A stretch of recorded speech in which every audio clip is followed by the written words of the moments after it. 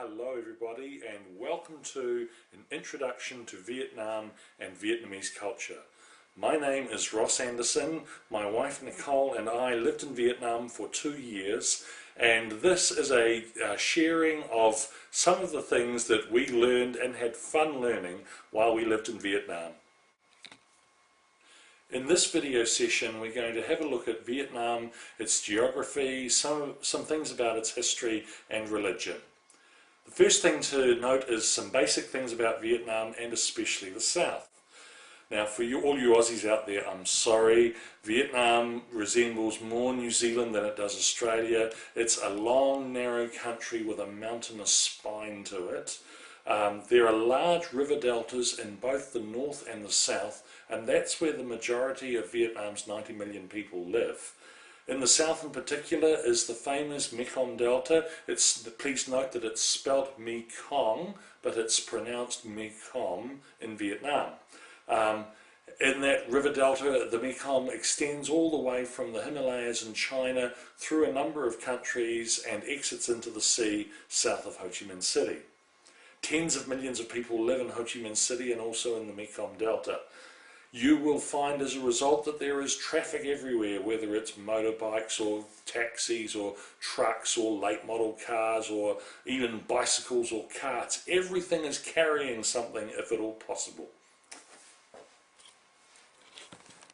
The Vietnamese have had contact over the centuries with 3 empires. First there was the Chinese Empire, which took over Vietnam from before the time of Christ and ruled northern Vietnam for about 1200 years until the 10th century AD. Then in the 1850s the French conquered Vietnam and ruled the country for almost 100 years. And from the time that the French left, the Americans were the backbone of South Vietnam for 20 years until 1975. The Vietnamese managed to accommodate themselves to each ruling empire, but one of the interesting things about them is that they never lost their sense of separate identity, language or culture, even though particularly in the case of the Chinese Empire, their language, the Vietnamese language, was particularly heavily affected by the Chinese. About 60% of the words in the Vietnamese language are now Chinese words, although everything is spoken in a Vietnamese way. The Vietnamese nevertheless took their chances to throw out their imperial rulers whenever they could.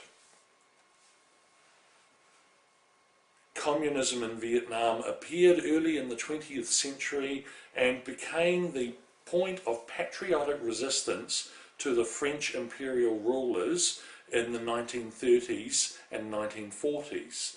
After the Second World War finished, on 2nd of September 1945, Ho Chi Minh, who was the leader of the Vietnamese communists, declared the independence of Vietnam. The French, of course, objected to this, and so there was a war for the next 8 or 9 years until in 1954 the French gave up and left Vietnam for good.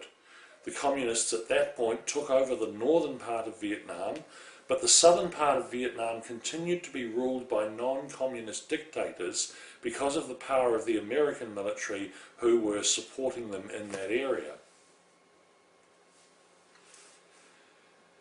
Some years later, there started a war that we in the West know as the Vietnam War. Naturally, in Vietnam, it's known as the American War. This war began because Communist North Vietnam decided that they would reunify the entire country of Vietnam under their control. Now it has to be said that in this fight you would have thought that the Vietnamese would surely lose because their weapons were absolutely primitive compared to American arms, as you can imagine. However, among the northern Vietnamese there was a very strong determination to win. They suffered massive losses in soldiers and also in material goods, but they continued to fight without giving up. You may have heard also of people called the Viet Cong. These were people who were southerners who supported North Vietnam and acted as guerrilla fighters inside the south. What it meant was that really there was nowhere, even in Saigon, the capital city of South Vietnam, nowhere that was completely safe from the dangers of war during that time. It used to be said that the Americans ruled the day and the Viet Cong ruled the night. The Vietnam War was one of the most vicious wars that's ever been fought. It is true that sadly that there was savagery on both sides. In particular, American soldiers massacred some villages. A few of you who are older will have heard of the village of My Lai, for which American soldiers were imprisoned for a long, long time. Also, a feature of American rule was that the Vietnamese owned the jungles, of which there are lots and lots in South Vietnam. And because the Americans found this very difficult to deal with, they introduced a chemical called Agent Orange to strip the jungles of trees and leaves so they could see what was going on. What that meant is that those areas became uninhabitable, and many people, both Vietnamese and Western soldiers fighting in South Vietnam, became affected by the Agent Orange. And only now is it that those areas are starting to foliate again and perhaps become less dangerous than they used to be.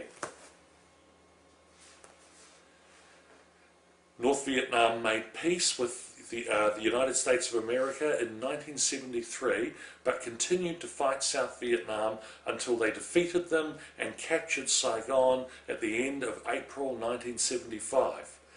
Now, officially in Vietnam, this capture is portrayed as heroic resistance to the American invaders. The Vietnamese in general, though, they don't talk about the war. It's not that they're not patriotic, they are. It's not that they're not proud of being free, they are, after a fashion. But they just don't talk about the war, they prefer to move on with life. Understand also that the average age of the Vietnamese people today is about 26 years old, and so most of them were born after the war finished. Most places in Vietnam are peaceful and safe for you to go to, although if you're in a team, please follow the instructions of your leaders and tour guides. In the 1980s, communism worldwide unravelled because economically it wasn't competent to stay going. It was broke. And so for Vietnam, the Soviet Union stopped being its economic lifeline, and they had to look elsewhere for a country that could help them economically. They could have turned to the Chinese, although the Chinese economy wasn't of the strength in those days that it is today. And in any case, the Vietnamese don't trust the Chinese because of their shared history. So in the Vietnamese eyes, only the Americans had the strength and the willingness to finance Vietnam's future development, and this led to a rapprochement and a reconciliation between the Vietnamese and the Americans. And so today, modernization proceeds almost as fast in Vietnam as it does in China. Western companies now enjoy wide access into Vietnam, and the attraction of these companies is that they offer better jobs that pay more. Ho Chi Minh City, which is what Saigon was renamed as, Ho Chi Minh City has grown from 2 million people to 10 million people in just 20 years. In Ho Chi Minh City in particular, there has been a partial adoption of Western ways and outlooks, so Ho Chi Minh City is much more westernized than other parts of Vietnam are. English is a valued second language, and the ability to speak English well will certainly get you ahead in Ho Chi Minh City at least. Therefore, many people migrate from the provinces into Ho Chi Minh City, hoping through education and then getting a job in a Western company that they can get a better life. The provinces tend to be more traditional than Ho Chi Minh City is. You will find in the provinces that there are fewer Western comforts. I'm sorry about that, there's nothing I can do for you. You'll also find in the provinces that there are many fewer white faces, and if you're white, you may feel like for some days you don't see any other white person.